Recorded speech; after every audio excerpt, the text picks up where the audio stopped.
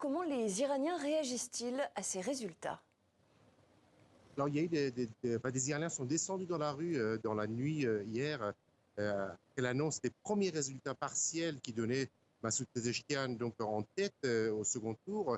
Mais bon, il faut se dire que ce matin, j'ai interrogé des femmes des femmes et des jeunes iraniennes qui se disaient un peu soulagées que Massoud Pezeshkian soit élu parce qu'elles craignaient une répression et un durcissement des lois sur le port du voile, un durcissement dans l'attitude de la police des mœurs pour contrôler le voile, et donc c'est un soulagement. Mais d'un autre côté, sur le plan économique, les Iraniens n'attendent pas vraiment des changements dans l'immédiat parce qu'il y a les sanctions américaines surtout, mais aussi européennes qui frappent durement le pays depuis plusieurs années avec une inflation annuelle qui dépasse largement les 40%. Donc, ils s'attendent de voir comment le président Pezeshkian va agir, quelle sera son équipe, parce qu'il y a les sanctions américaines, il y a aussi la perspective de l'arrivée au pouvoir de Donald Trump qui fait craindre beaucoup de pression supplémentaire sur l'Iran.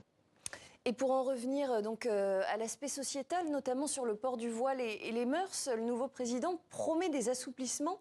Quelle sera véritablement sa marge de manœuvre?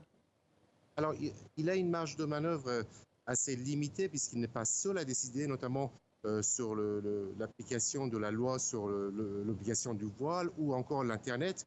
Il a promis durant la campagne, aussi bien avant le premier tour qu'avant le second tour, qu'il allait faire en sorte qu'il y ait un assouplissement dans les deux cas, mais il doit compter avec les conservateurs qui contrôlent tous les autres organes du pouvoir.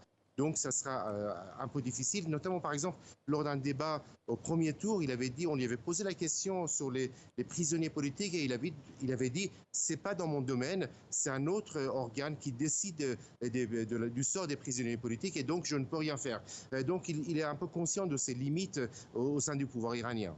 Merci beaucoup, Siavash Ghazi, correspondant en Iran, en direct de Téhéran.